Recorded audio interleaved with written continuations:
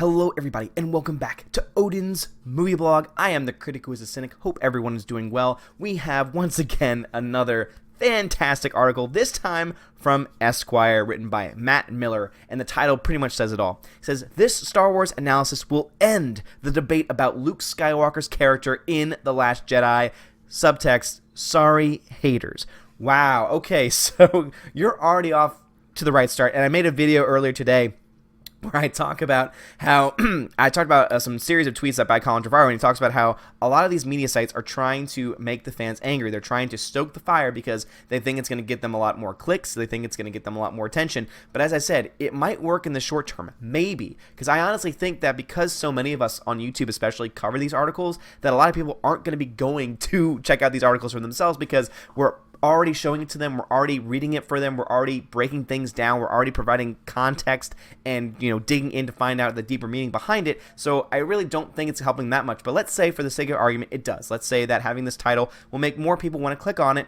Well, then it might work for the short term, but then when people actually read the content and realize, wait a minute, there's something off here, there's something that's it's not quite right here, then I really think that it's going to leave them with a ruined reputation in the long run. So this is coming from Esquire, and oh boy. So let's see what they actually have to say. Let's see what evidence they have, because again, I always love to say, okay, you made this article, you've already said and made a pretty strong statement, you've already said that this will end the debate. This is going to totally end the debate. There's going to be no more questions. This is going to answer everything. That's what you mean by end the debate, because when you say I'm going to end the debate, you're going to say there's literally no other thing that can be said that is going to contradict anything I'm about to talk about. So let's actually see what evidence they have. Let's see what actual things they have to say. And also, I just want to say, look how great he looks. Look how great Mark Hamill looks in that photo.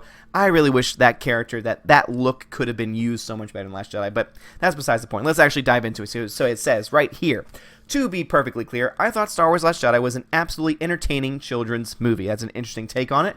I wonder what Rian Johnson would have to say about that, seeing that you think his movie is a children's movie. I wonder what he would have to say. Anyway, he says, however, it's been somewhat more entertaining to watch the furious debate about the film in the last 7 months since it was released. So you are entertained by people being very angry and frustrated. It says a lot about you. There are those like myself who thought Rian Johnson made the most complex Star Wars movie to date, one that shows growth of beloved dynamic characters who face both triumphs and challenges. So yeah, most complex Star Wars, or subverting expectations, that's language they like to use to try and say, oh, it must be good. Just because a story is complex doesn't mean it's a good movie. There have been several movies throughout time that have been very complex, but just because they're complex doesn't mean that they're necessarily a good film altogether. I mean, just go ahead and look at The Room. Some people would say that The Room is actually rather complex in its workings because it doesn't make any sense whatsoever, does not make it necessarily a good film. Again, might not be the best example for what I'm trying to say, but I think y'all understand where I'm trying to get. So he goes on and says, then there are those who think the movie should have been populated by only hot white heroes with lots of abs doing manly things. Okay, once again we see Esquire is just continuing this false narrative that what real fans want, what the fandom menace wants, what all the people who are angry and frustrated with what's going on with Star Wars right now want are for white male leads. Now, this is so far from what the truth actually is. We do not care. For the most part, most people do not care. I've said this several times before. When they go to see a movie, they don't care about the gender of the lead or the race of the lead. Simple as that. Most people don't care. Now, are there some people who do? Yes. There absolutely are some people. I will never deny that there are some people who care about that, who want to see someone who, I hear this all the time, that they want to see someone who looks like them on screen, and they want the representation. Are there people out there who think that? Absolutely. I don't think that's the right way to approach things, personally, just from my own, just in my own thought. But at the same time, I'm not going to deny that those people exist.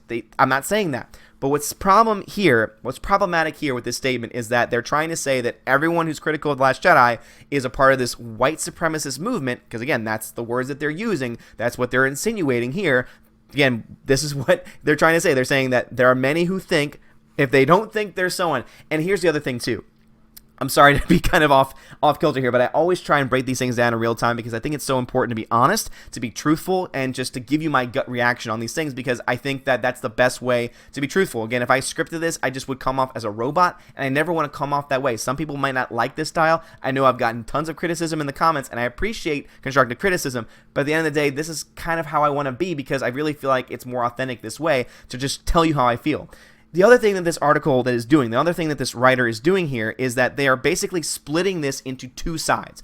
Either one side, you like The Last Jedi and you think it's so complex and it shows great growth and dynamic of the characters, or if you're not on this side, if you're not on my side, the right side according to this person, then you are on the side that's mostly populated, a majority, mostly populated, that's what that means, by someone who wants only white heroes with lots of abs doing manly things. Again, I personally don't see what's wrong with anyone doing, kick-ass things, if that's what you mean by manly. If you mean by someone who's kicking ass, then yeah, most people want to see that in a Star Wars movie. It's about, it's literally called Star Wars. It's called Star Wars. People want to see people kicking ass on screen. So if that's what you mean by manly things, then yeah, we want more manly things. But I think that's a misuse of the term, but you're also trying to make a statement that's just not based in reality. That's just not true. And so once again, I point out to that Star Wars girl, Anna, that Star Wars girl, Jesse Milestone, Mindless Entertainment, the people over at World Class BSers, Jeff Cotto, so many other people who are just amazing individuals who do great content online, all from different backgrounds, different genders, and yet doesn't fit this narrative that they're trying to put out there. Just trying to say that. I just want to make that very clear. He continues and says, those in the latter camp took issue with Luke Skywalker's character in The Last Jedi. They didn't like the fact that this man had changed since we last saw him 35 years ago. This is not the character they've grown up idolizing. The characters have lost their reliability, as the remake The Last Jedi complains. They wanted Luke Skywalker to fly down in his X-Wing, to hit some bad guys with his lightsaber, to save the day and live happily ever after with Leia, whether she's his sister or not. Okay, so now you're trying to... Okay, once again, now you're trying to say that the people who are criticizing this want to see incest on screen? Is that what you're trying to get here? So again, they are literally now trying to make this statement that the people who don't like The Last Jedi are racist and sexist, and now also just weird people who want to see incest on screen. I don't really understand why you can't just have an honest conversation, why you can't just speak the facts, why you can't just speak the truth, and you have to spin every little thing, now to the point of saying, now we're people who like incest? It wasn't bad enough before that everyone that you think... Everyone that dislikes The Last Jedi, in your mind, you think every single one of them is a racist and sexist. But now you're trying to say, this person is trying to say, you also see them as someone who wants incest on screen? Okay, whatever, man. Like, that's just, I don't know what's going on in your mind right now. If that's the first thing that comes to your mind when writing this article, it says a lot more about you than it does about me or anyone else. But yeah.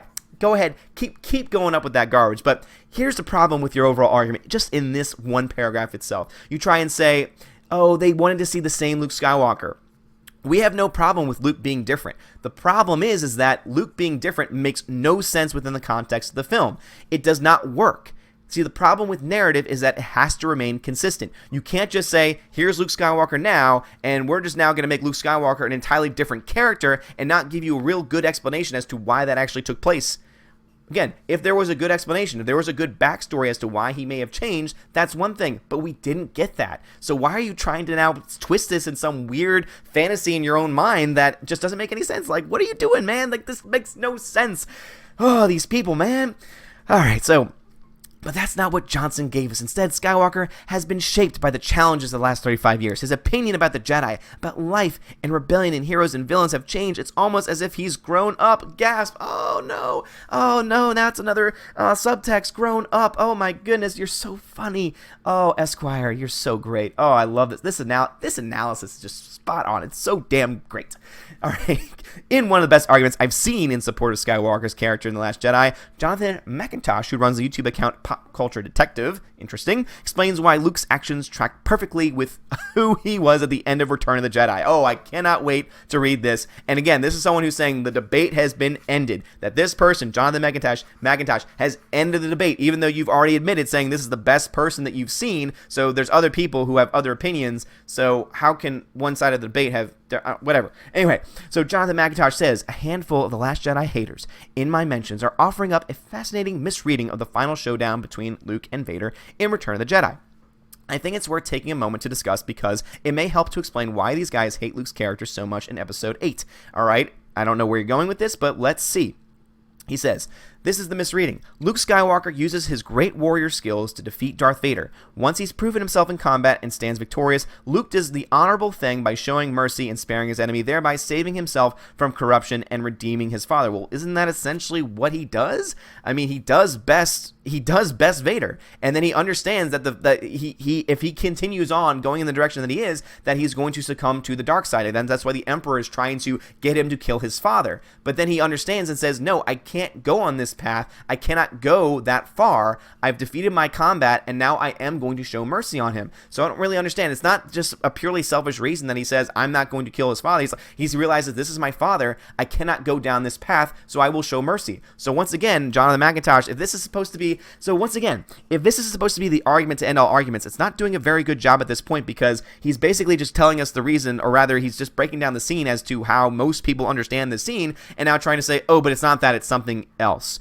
All right, well, let's see what his analysis is of the actual scene itself. He says, what really happened? Luke tries to avoid fighting, but gives into anger. As he bests Vader in combat, Luke realizes his great mistake. Winning this fight means losing his soul to the dark side. The battle itself is corrupting him. Understanding this, Luke throws away his weapon. No, understanding that if he continues on and kills his father, because again, you're just ignoring some key elements to that scene. You have the Emperor who's trying to say, kill your father. He's trying to say, give into the darkness, give into the dark side. And what does Luke do? He says, no, I'm not going to do that. And by showing true mercy, and also by showing for sure that he is indeed a Jedi, that he will not give into the dark side, he drops his weapon. He drops the lightsaber. He shows mercy to his father. I don't understand what you don't understand or get about that. Why you try and say, oh, he doesn't like fighting at all, and he realizes that fighting itself is what's wrong. Where are you getting that from? Again, I respect that you have a different opinion, but you're not really showing where all that context comes from. Again, you're not giving a very good argument. So if this is the best argument that you have, writer at Esquire, I'm sorry, how is the debate over? Please explain that to me, how the debate is over. But let's see if he goes on from there. He says, notice that the misreading above reframes Luke as a badass warrior and reframes, well, he is a badass warrior. Let's just be honest about that. He bests Darth Vader, who up to that point was the most powerful user of the Force that we knew of, and he bested him. So yeah, he was a badass. Again, how is that not obvious to you that he is a badass? That's how he's portrayed, and that's how he's meant to be portrayed. So again, you're not really getting your point across, man, but let's see. Hopefully there's something there that's going to convince me and show me that you're actually right. But let's see what he says. He said, and reframes his refusal to kill Vader as an act of mercy stemming from a position of power. Well, it is. This is significant because Luke beating Vader in combat is explicitly depicted as a moment of weakness, not strength. Depicted as a moment. No. Killing his father was depicted as a moment of weakness because he thought about it. He was about to end his father, and then he decided not to. He showed mercy to his father, and therefore mercy is seen as a strength because that's a part of the Jedi way. But guess what's not? Guess what's not seen as a moment of weakness? The fight itself. It's the moment where he's about to continue and kill his father. That is the point that is too far. How is that so hard to understand? Again, I can understand that you have a difference of opinion, but if you're trying to say that this is, clear-cut proof to make your point, it's not out there. It's really not out there, man. All right, so now the writer of the article jumps back in. He says, imagine that. Luke Skywalker failed when he attempted to beat Darth Vader in physical combat. A true hero is one who doesn't fight at all, really. So you're saying a true hero is someone who just sits back and watches someone get raped. That's a true hero. That's essentially what you're saying with that statement, is that a true hero is someone who doesn't fight at all. A true hero understands that there are times to fight and there are times when you don't fight. Some people forget about that first part. Yes, there are times when you don't fight. That is true. That is when someone who is a true hero. But there are also times when you do fight. This being one of those cases. Because if Luke had done nothing, guess what would have happened? Darth Vader would have killed him because he was still at that point corrupted by the dark side. And guess what? I guess the Empire wins then. It boggles my mind that there are people out there who think they are so high and mighty, who think that they are so above everybody else that they can't even see the fault of their own error. So again, a true hero is one who doesn't fight at all. Doesn't work. Doesn't work when I just put it to scrutiny, it does not work. So looks like you need to rethink your own mentality on a lot of things. It's a subversive notion that was lost on many Star Wars fans who believe that he was mercifully sparing Vader's life from a position of power. Well, he was. It's funny that fans don't understand this because throughout this entire franchise, Jedi have almost annoyingly touted themselves as arbiters of peace. Yes, of peace, who understand that there is a time when to fight and there is a time when not to fight. You have to understand both. You have to have both to actually have the balance of the Force. Oh my goodness. Oh, this person. Man, oh man, oh man. They value nonviolence, yes, but they understand that violence is sometimes necessary, as it was in this instance. They're more monks than soldiers, which is what Luke realized in his final confrontation with Vader and the Emperor. Again, yes, there are certain times when peace is necessary, but there are also times when it is, when violence is absolutely necessary. All right, Jonathan continues on and says, or rather, we have two different things. No, we have one. Two. Yes, we have two. So Jonathan says, the desire of some fans to reimagine Luke as a powerful warrior who spares the bad guy out of benevolence is consistent with the way male heroes are often represented. All right, now we're getting into gender. It's the way Batman is framed when he doesn't kill the Joker, but Luke Skywalker isn't the typical action hero. Well, he kind of is, because again, he spares the person. Just like Batman spares the Joker because he realizes that he can't go too far. As the Nolan film said, he can't break his one rule. He understands that that's not going to fix anything. It doesn't stop the fact that he knew he needed to fight him beforehand. Just like with Luke Skywalker, he knew that he had to fight Vader beforehand, and then he gets to the point where he almost succumbs to the dark side, but he understands, no, I can't go all the way. I can't go that far. So yes, it is an act of benevolence from a position of power. As I've just explained it, again, it is very obvious. It is very straightforward. I don't understand what is being lost here. He continues, Luke's arc in the original trilogy ends with him not only refusing to kill the bad guy, but refusing to even fight a worse villain. This is why Luke's force projection standoff with Kylo in The Last Jedi is so perfect. It's the ultimate expression of everything Luke has learned. All right, now you're starting to try and twist. So it sounded like you started off from that point. You said, well, how can I get to this? How can I explain this further? Oh, let me go back to this point and then try to twist it in a way that makes sense and works with my argument. It doesn't. Because again, remember, he refuses to kill his father, and then guess what happens? He gets attacked by the Emperor, and guess what happens? His father then steps up for him. Again, this is not, you're at this point, you're just taking something that's reality and you're just twisting it in such a convoluted way to make your point that you're just losing your point altogether. All right, let's see and continue on from this. It says that the fact that an iconic figure like Luke Skywalker was explicitly framed as weak for fighting a murderous villain like Darth Vader is a pretty subversive message. They love to use that word, don't they? Especially for a male hero in Hollywood, and something that 35 years later, some fans still refuse to accept because it's not true. Again, you're not basing yourself in reality or using common sense. You are twisting facts. You are twisting things that are actually there on the screen for us to see. And you are just losing it altogether because you're also ignoring the prequels. And the prequels make it very clear that there is indeed a time for the Jedi to fight. There is a time for them to fight, and there is a time for them to show mercy as well. I don't understand why that's why that's such an impossible concept.